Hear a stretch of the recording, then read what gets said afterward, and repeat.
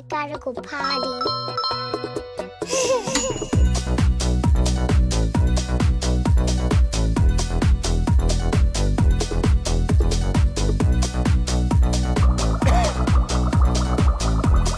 Sorry.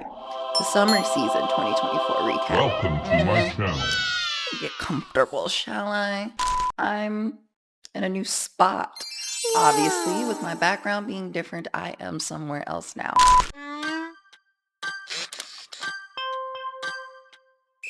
Anyway, just messing around.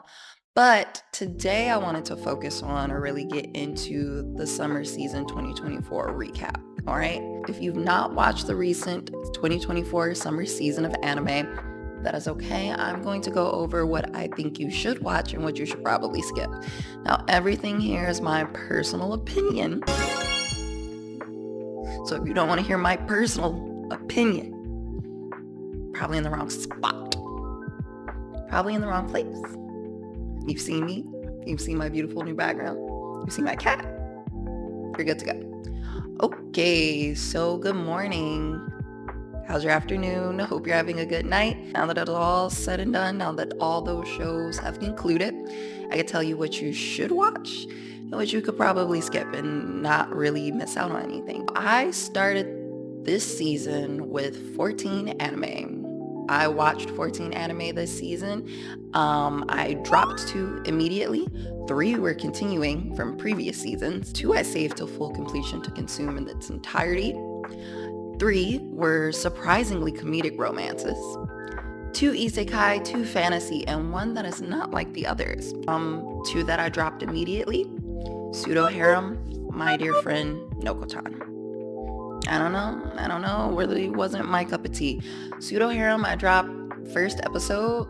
It was just very, very cringy a lot of the times. And I don't mind harem anime. And I don't even mind the harem anime that are pretty, fan service heavy. I watched The 100 Girlfriends That Really, Really Love You, full of fan service. And it wasn't, as cringe-worthy as this one was. So I'm gonna say skip pseudo harem. My dear friend Noko-tan, I watched 2 episodes of that. They were definitely trying to be funny a lot of the times, but I just found it wasn't really clicking with my sense of humor. Let's talk about the 3 anime that were just continuing from last season. Oshinoko, My Hero, and that time I got reincarnated as a slime. I'm not going to get into those because if you haven't watched prior seasons, probably no reason for me to encourage you to go ahead and jump into these seasons.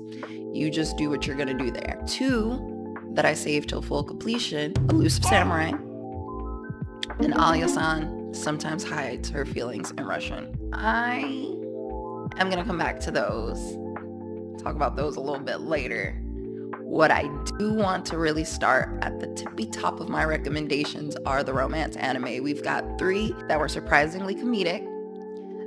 Magical Girl and the Evil Lieutenant. Let me see. What was the full title for that? The Magical Girl and the Evil Lieutenant used to be Archenemies.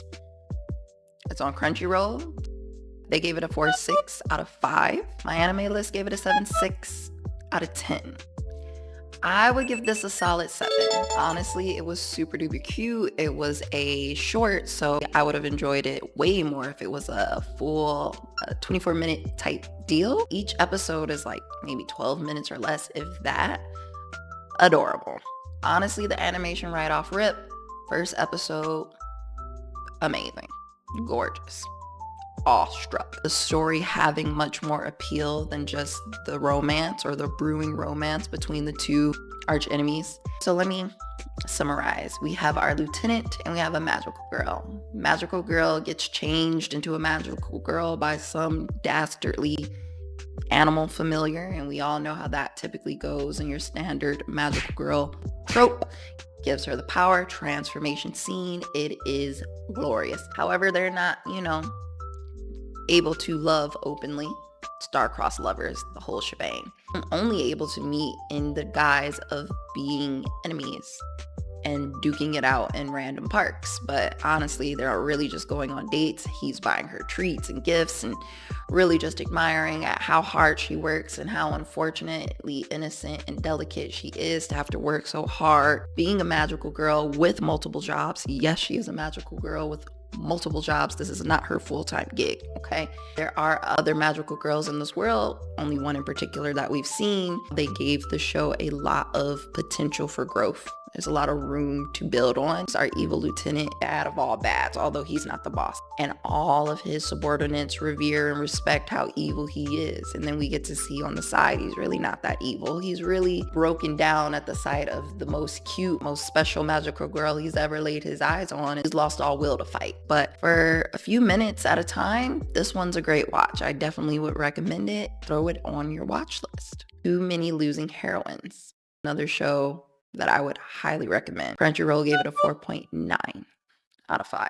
And my anime list gave it an 8.3. This is another one that I really enjoyed. The comedic value gets sky high. The first couple of episodes, they do lay it on thick, and then later on in the show, it gets a lot more serious. I would give this show a solid 8. And I would highly recommend it. The story is about a boy who ends up befriending several different girls who happen to just be the one that doesn't get the guy in the end. And why they are the losing party is basically what we're taking time to explore. There is a little bit of will they, won't they with one of the characters, but I really liked this show a lot for its ability to be as funny as it was. So relatable. This is an experience that a lot of people have gone through and a lot of people will continue to go through. It's sometimes very heartbreaking to be that person who gets rejected because you just happen to be too late. I liked those dynamics being a lot more true to form and not being so overly romanticized for things that just generally don't play out that way. You don't immediately get over it. You might plot and connive and hope that they break up. You might try and slide in between the cracks if there's any cracks to slide in between. I don't know. But I liked this one. I hope it gets a second season. You should watch it. This one might come as a surprise, but I'm ready to defend it. Okay, lastly, we have My Wife Has No Emotion. Yes, I know. Cover art wise, I don't know. It looks a little weak. 4.3 on Crunchyroll, and my anime list gave it a 6.8, so that's pretty divisive right there. That's a large gap. I actually enjoyed this one a lot, and it was the first show I completed this season. Yep. I watched this one all the way through first. I give it a strong 8. And I think it's my favorite romance of the season. This is high praise coming from me. My Wife Has No Emotions. Does it remind me of Chobits? I don't know. I haven't watched Chobits in a long time. The only thing that they have in common, the main love interest is a robot. An android, a robot. Honestly, they say cooking appliance in this show. And that at times had me thinking, is that just like a little bit like racist? I don't know. Like to call your wife a cooking appliance? I don't know. It doesn't sound as romantic and lovey-dovey as Chobits went. The show actually comes around to be very heartfelt and deep. I think that the show surprised me because there were a lot of times where you would think that the show would get, in red flag territory, as anime tends to do. But this one really averted any red flags that I would have been concerned about. In any modern society, it would be at best side-eye when people start dating robots. So we even get to see our main character grapple with expressing his affection to other people. His coworker, he's bragging about, the lunch that he was made by his wife, and maybe should he elaborate on that his wife is a cooking robot, or should he kind of keep it to himself? But he decides, you know what, I love her, I appreciate her, I value her, this meal is delicious, and I love when she cooks for me. I'm gonna stand on it and sing the praises of my robot wife. We also get to see him introduce this wife to his family. Are they supportive? Are they curious? Are they judgmental? There's even a scene where they are deciding to maybe relinquish ownership to a different family member, because if you guys are going to be married, you shouldn't have ownership over your wife. I appreciated the show for what it was attempting to do. I do get that it's probably not going to be a lot of people's cup of tea. It is actually not even anywhere near as sus as some shows that I've got listed here today that we've got to still get through. So moving on, I think I want to bring up the one that was not quite like the others. It was similar, and I guess it is a romance anime first and foremost. However, this one caught me by surprise, and I would certainly recommend it to anyone looking for a show that can explore a typically serious topic without uh understating the emotional impact or making the show too heavy. Senpai Is An Otokonoko. Otokonoko, from when I looked it up, just means a man who likes to dress as a woman. Crunchyroll gave it a 4.2. My anime list gave it a 7.3. I give it a 7.5 out of 10. The show is about a boy who does enjoy feminine clothing, feminine dress, cute things, little cute stationery or handkerchiefs, and a girl who are maybe trying to figure out if they might have feelings for one another, and the boy's childhood friend also maybe having feelings for him. Does he only have feelings for him because of his female presenting presence, or does he really have feelings for him as a person? Surprisingly enough, his father is the one who's supporting him and encouraging him to take the time to really decide, is this a phase? Do you want to be a girl? Do you just like cute things? You explore and you tell us, and we'll decide how we are to remedy your relationship with your mother and the family dynamic once everything is said and done. I thought that the show did a really good job with exploring what the stress of having a unsupportive mother and something that you feel is very true to nature and very just true to you. I like how they did give us a glimpse into the other two characters. They gave us a glimpse into what it is for them to befriend someone who is cross-dressing. Do they feel as though it is abnormal? Do they feel as though it is a challenge? Are they wholly supportive? I liked that they explored what those relationship dynamics turned into due to this flexibility and presentation. I really like where the show is headed, and I think that is probably worth a checking out if you are maybe wanting to try something that's got just a little bit more of a serious tone, something that's just like an unconventional exploration in anime in general. Not that cross-dressing isn't, explored, but it's not explored in the romance category. So I'd say check it out. Start with the two isekai. First, we've got No Longer Allowed in Another World. This one was great, okay? 4.5 out of 5 on Crunchyroll, 7.3 out of 10 on my anime list, and I give it a 7.5 out of 10. You should definitely watch this one. I thought that the gimmicks would be played out.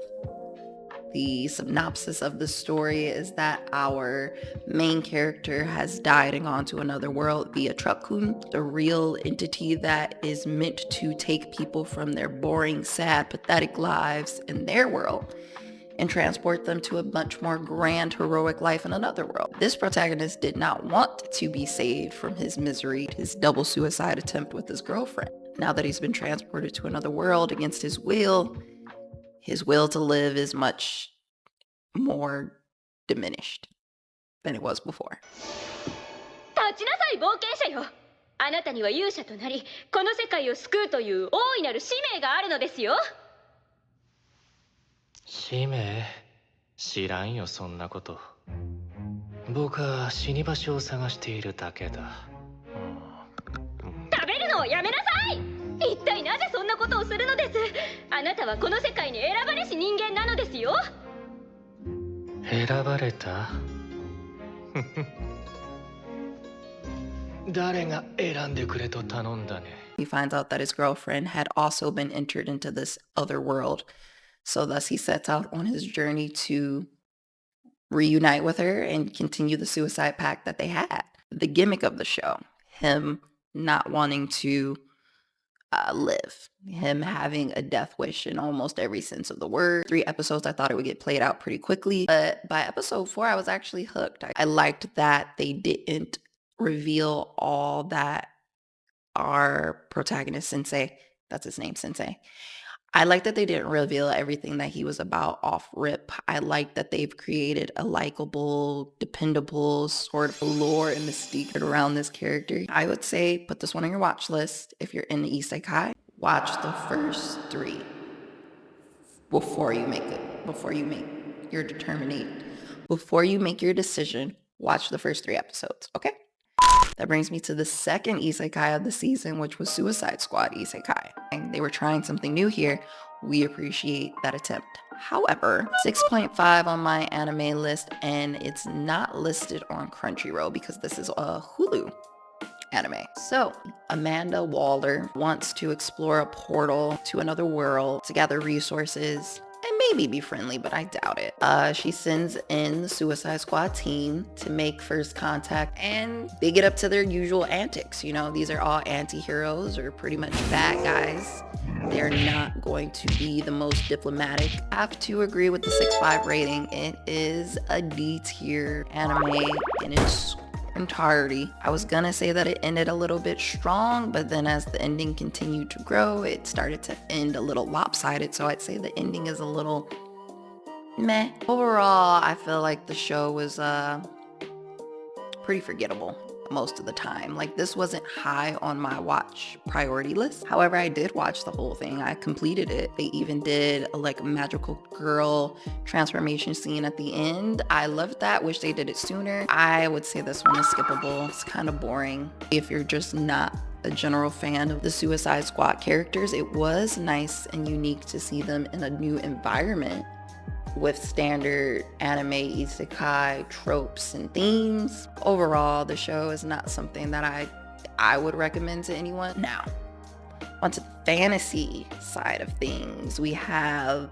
Delico's Nursery, which is about a group of vampires exploring fatherhood and trying to solve murder mysteries. It was a 4.5 on Crunchyroll and a 6.9 out of 10 on my anime list, which I'm a little shocked. I'm not gonna lie.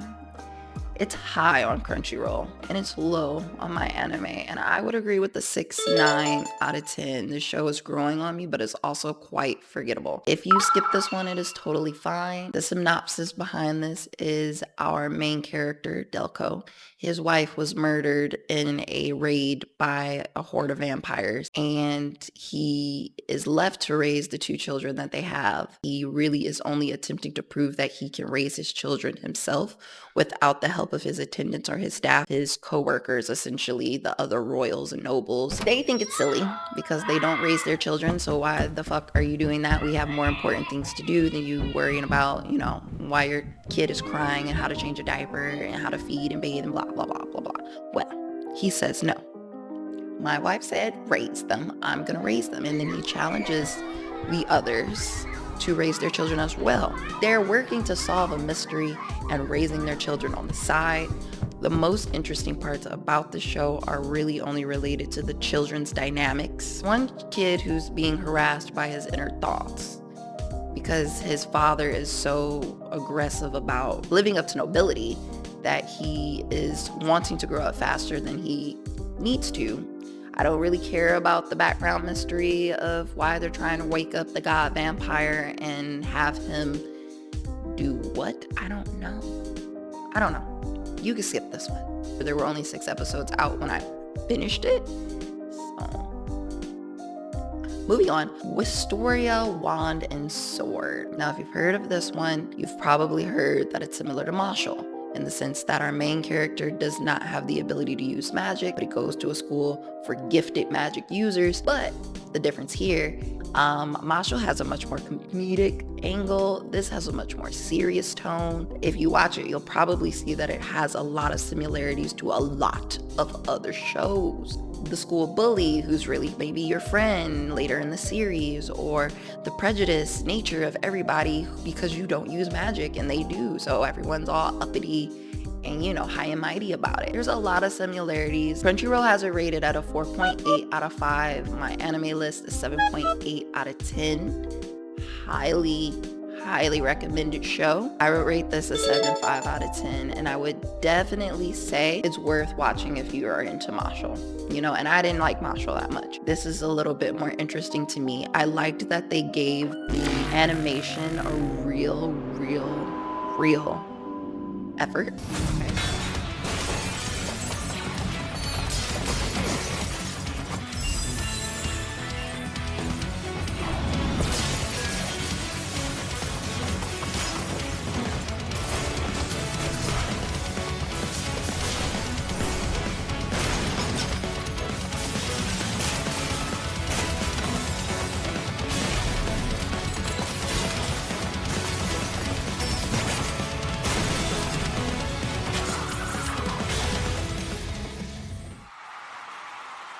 Okay. That's what I was waiting on. That's what I liked. That's what I would recommend as the reason to watch this one. Easy 7.5 out of 10 for me. Now, where that leaves us today, my last two. Alya sometimes hides her feelings in Russian. 4.8 on Crunchyroll and a 7.6 on my anime list. And I would rate this one a 7. It's certainly unconventional pacing for a romance that at times got kind of boring. I'm not gonna lie to you. At times I did get bored. It was dragging. I didn't even know if I was gonna finish this one really, but I did. You could tell they took their time. There was a lot of attention to detail. Each outro was different.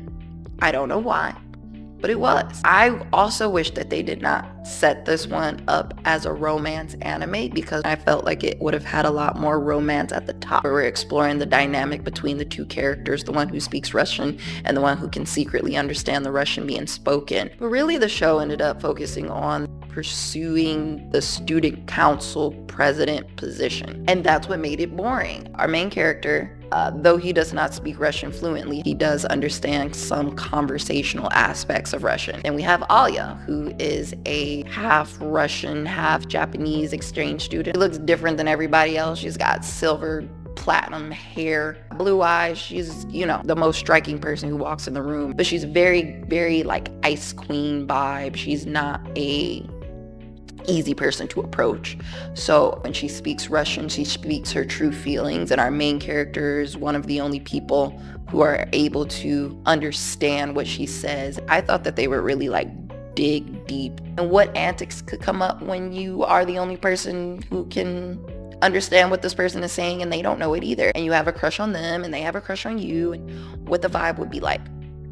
But no, not so much. It was put in every now and again. It was sprinkled around the dates that they would go on, flirty moments in the class. The real meat and potatoes of the show was basically focused around Alya wanting to become student council president and not feeling as though she had the proper support from the student body because she was new, not quite as popular. Like I said, very icy with most people. She feels like she cares more about everything than anybody. Main character decides to back her as the running mate for student council president instead of his sister, who we don't know right away that's his sister. It's actually kind of creepy because she's presenting as though they're childhood friends and kind of like stirring the pot and meddling by being that like childhood friend who might be gunning for your spot. There's a lot to uncover with this show, but not in the direction that I want to uncover it. I'm gonna say that you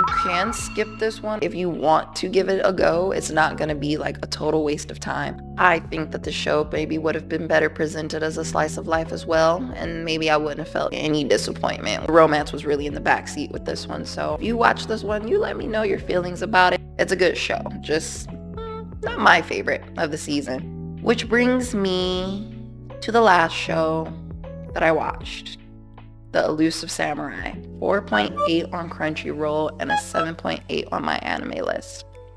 And I'm going to give the show an easy 8. And I think that it's an easy 8, obviously, because look, if you watch the first episode, it speaks for itself.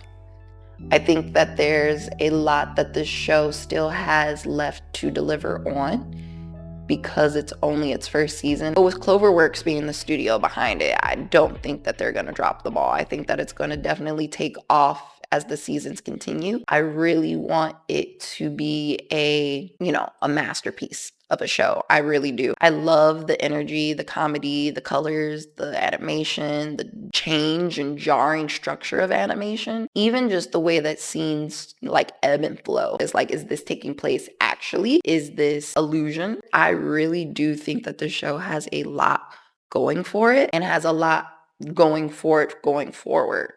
Synopsis wise, our young lord, once his family had been slain, he goes up the totem pole of importance and he is now on the run. He's really good at hiding. That's his secret skill. He's really good at hiding and being elusive and being an escape artist of sorts. But as just a boy who was only trained or raised to be a puppet figurehead, he's not really suited for the role. He's only 8 years old, so what could you expect from a carefree 8-year-old? I do like the dynamic and the energy created between the other characters. I don't know what it is about a show where all the children make a super elite team of some kind, or they just all get along really well. I don't know. That's probably shonen for you. That's probably why I like it. My hero hopefully coming to its close. I would love to have another shonen to get equally invested in. I hope that it could go nearly as long. Of course, I haven't read the manga. I don't typically read too many things before I watch it first. I do like the historical context, the historical drama. I love a time period piece when it comes to anime. What I do think makes this show extremely unique is the moments where you're like, is this actually happening this way? Or are these scenes being exaggerated to have a tone that would mimic what a child is witnessing going through this in their formative years, to give us the same sense of fear and confusion that a child might experience having seen your father, your uncle, your niece, your nephew, your friends, everybody murdered? Wouldn't that warp and distort your memory? The show is really worth getting into if you just enjoy a visually stunning anime, or if you just generally participate in watching shonen. You're not really going to be disappointed with this one. Yeah, and that pretty much wraps up my summer season 2024 recap. Let me know if there's anything I missed, actually. That's what I want to say. Let me know if there's anything that I missed that you think that I should have checked out this season. Honestly, when it came to having 14 on your watch list, I don't think that I had much room, but hey, now that the season's over, I can probably go back and dig through some of the things that I didn't get to mention. Really quickly, honorable mention, this show was insane. I don't even know if this is going to be something that anybody would really, first of all, take the time to watch without prior knowledge or having it mentioned, but Dead Demons DEDEDEDE Destruction.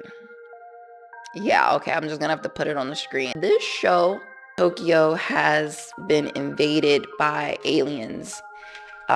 They're called invaders. And these aliens are just floating atop Tokyo for years. And Tokyo goes on about its usual business.